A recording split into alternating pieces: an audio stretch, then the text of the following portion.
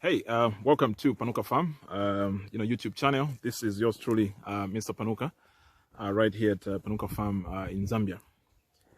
So we are in one of our biggest shed nets. This is a 2,000 square meter shed net that we just recently completed construction, and we actually also completed the transplanting of sweet pepper right here. So that's how big it looks like. Massive structure. It's got a capacity of around 8 to 9,000, plants that can actually be transplanted in here. So we've had quite a lot of, questions on our, Facebook page and even YouTube page about how we, constructed this. So that's what we'll do today, to exactly show you how you can go about constructing this. So let's get into it. So this was the beginning, 50 by 40 dimension of this shed net, 2,000 square meters, steel poles, 1.2 millimeter. But if you can actually use a much better thickness, that's even better. So 2.5 meters above the ground, 0.5, in the ground. So these are the steel poles that we used. And then had them anchored with cement into the ground to make sure that they are firmly, rooted in the ground. So after that, then we actually started putting some, wires on top to put the net, and also to act as trellising, wires once the structure is complete. So nothing fancy. And then we again started doing the fertility trenches. You can actually see here, and I'm sure if you've been on our YouTube channel, you will know how we do fertility trenches at Panuka Farm in the greenhouses and also in the shed nets. So that will be around 30 centimeters in terms of depth. And then we begin to backfill the soil, just to make sure that the soil within the reach of the roots is actually quite light. So one thing is that given that we actually use thinner poles, 1.2 millimeter, we had to actually anchor them, or rather support them with other steel poles. So that's a bit wasteful. So if you can find the money, better you go for steel poles that have a better thickness, 2 millimeter and above, so that you probably don't need to provide this support, because this is a lot more money, to buy more steel. You'll actually see later, we already have picked up some lessons and trying out a new solution. So obviously then we lined up some cow dung manure, well decomposed, headed for those fertility trenches. Very, very critical that you actually get some very well decomposed manure. Though with the fertility trenches, you probably can actually use slightly fresh, and then it decomposes along the way.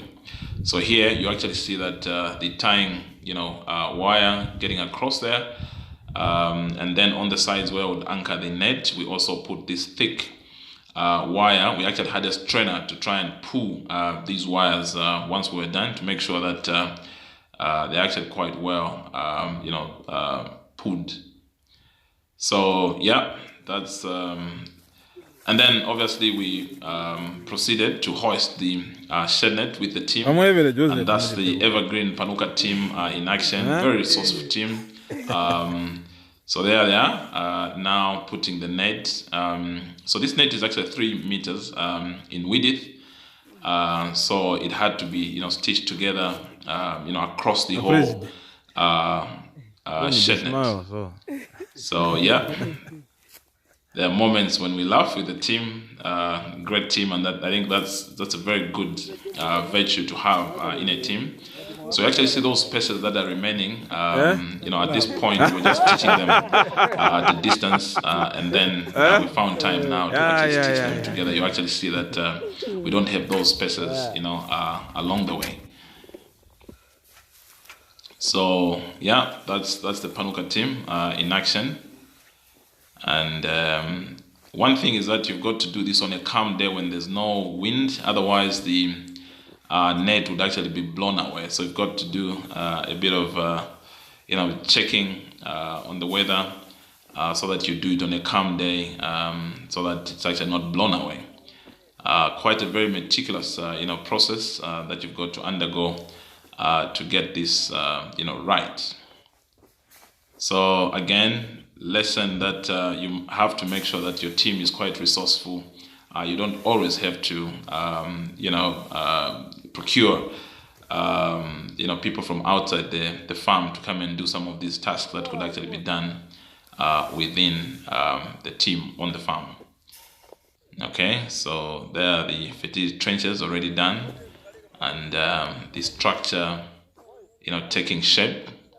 So one thing is that if you can actually have this structure a bit higher than 2.5, I think that would actually be better, so that there's a lot more air passing through.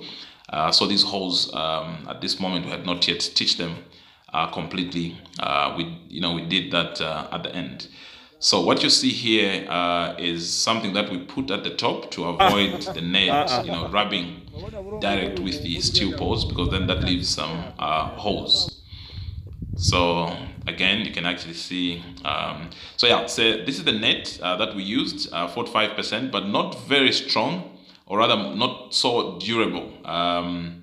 You actually see the contrast with the other net that we've actually used in other shed nets.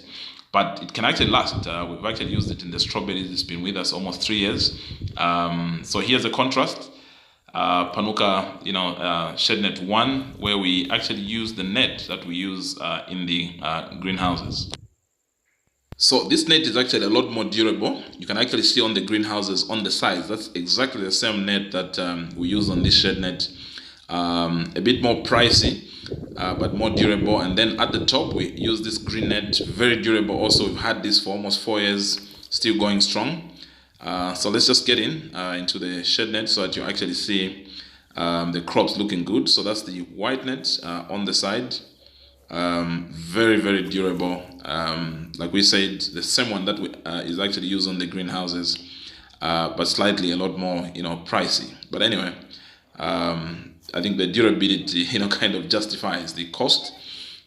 So that's the beauty with this net. So this is actually another, shed net, SN2 that we recently finalized. You can actually see the crops looking good, under this kind of net.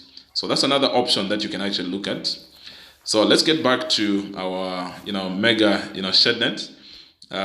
So at this point, you actually see that we've now buried the grass that we put in the fertility trenches, a bit of manure there, and some other plant residues getting buried. I mean, that's the whole essence of a fertility trench, so that, along the way, then you actually have some very good fertility in these trenches. So some kind of minimum, tillage, given that in the lines, where we don't till, we will not actually be tilling, along the way. So yeah, that's how it plays out. So you actually see at this point that now those gaps that were there where we're joining the two, nets is gone, and here is the anchor to avoid that direct contact of the wire, of the pole rather, with the net. Okay, so this is how we proceeded with this, and then look at the final output. This is the 45% net. So at this point, you actually see that now we proceeded to even put some manure on top, and then perfecting these, sunken beds. Very, very critical at this point, to make sure that you can actually do some kind of flooding at some point, and then that sunken bed would actually be able to hold water. Though this place is actually destined to have drip irrigation. So that's the Panuka team, adding the Panuka touch. Now the lines, rather the beds, are actually almost ready, to put, other inputs. So at this point, then subject to, soil test, we had to put some lime.